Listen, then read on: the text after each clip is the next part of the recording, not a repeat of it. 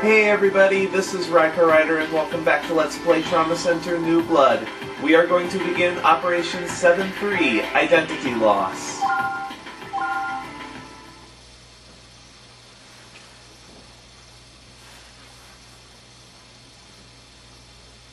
Yes, the scar on Wilkins' head was exactly what we thought it was. An electronic device has been embedded in his brain, as you can see in this picture.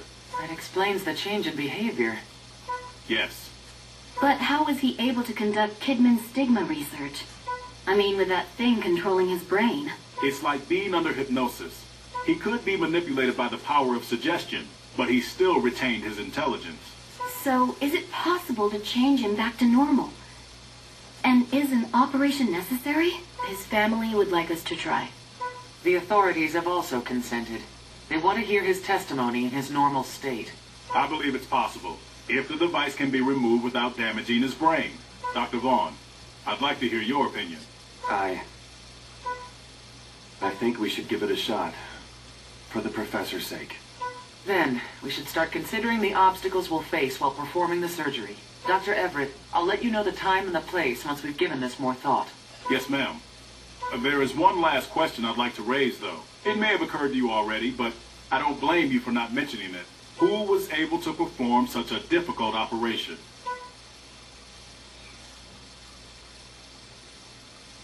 We'll be performing brain surgery on you, Professor. I'd be lying if I said it was going to be easy, but it's necessary to return you to your normal self. Yeah, another brain operation.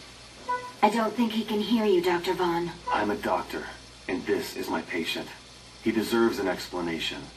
Is he even aware that his name is Wilkins? Maybe you should address him as director. That would be defeating the purpose, Val. Professor, if you know the name of the surgeon who operated on you, can you please tell me? Otherwise, we'll have to make our diagnosis during the operation. Do you despise me, Professor? After all, if I hadn't discovered stigma, then none of this would have occurred.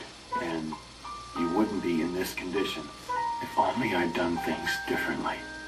You are mistaken. Stigma was destined to be born from the very beginning. It matters not who was responsible for its discovery. We are blessed to have witnessed such a marvelous creation. You sound like Adam. Professor? Can you not imagine the possibilities of the next generation of stigma? You sound exactly like Adam, you jerk. It searches for a way to coexist within the human body, and I intend to grant it. If you haven't played Second Opinion, you won't get that reference. Go play it now. What are you saying? This isn't the professor.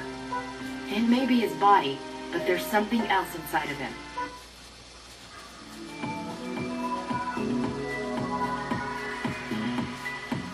You know what? Come to think of it, we haven't hit the bomb mission yet. This is probably the bomb mission. I'll explain the situation. This operation's objective is the removal of a number of plugs from an implant in the professor's brain. This complex device releases a weak electrical current that can modify a person's personality. The plugs transmit that current to a specific section of nerves in the brain. I can't believe that Kidman and his group were capable of creating something like this. Nor can I. This isn't a device that can be handled with the equipment we've seen in their possession. Needless to say, it would require advanced equipment as well as skill to implant something like this. Extracting the plugs will be a difficult task, but I've told Elena the operational procedure. This goes without saying, but working on the brain carries great risk. You must work with the utmost care to prevent minimal after effects to the professor's brain. That's what I have in mind. We must succeed with this operation. And please prepare for the procedure.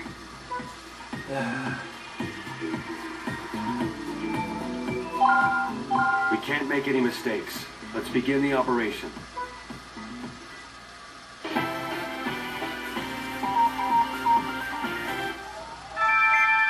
Well, let's begin the operation. If this is the bomb mission, I think...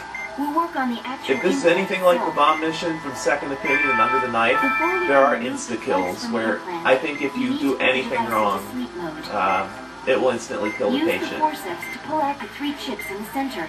I'm told that doing this will cause part of its functions to be suspended. But please place the first box with the next. This is the last chip. Now, let's move on to extracting the plugs. The affected area is over here. These 5 plugs are supposedly sending special signals into the professor's brain. If we remove all 5 of them, the implant will stop having an effect on his personality. What are these lights on the ends of the plugs?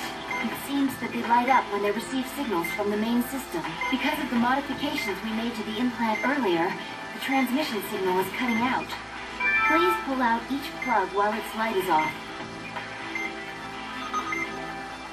Be sure to pull it out. The first plug has been removed. Please make sure to pull it out in the right direction. Pull it up. Now place it. That's the 3rd one. We've removed more than half of them.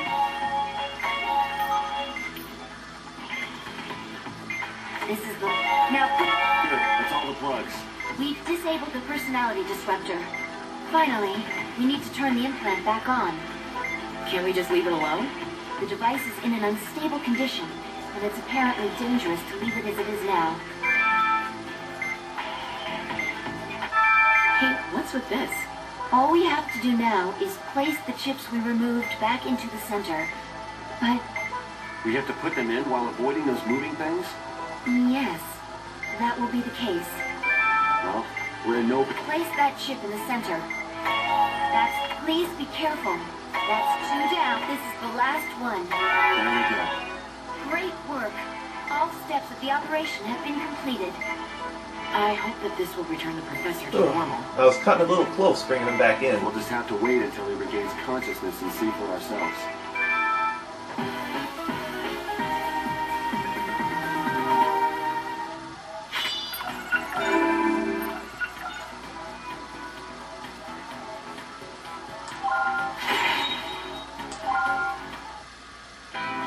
Where am I? That was easier than the bomb mission in Second Opinion, that's for sure. He's awake. Is he back to his usual self? I see the operation was a success. I'm glad I didn't fall victim to my creation. To stigma. Professor? His memory has reverted back to when we operated on him at Concordia. Marcus, I've decided to take your advice and stop researching stigma. I had a dream. Actually, it was more like a nightmare. So I'm terminating the project.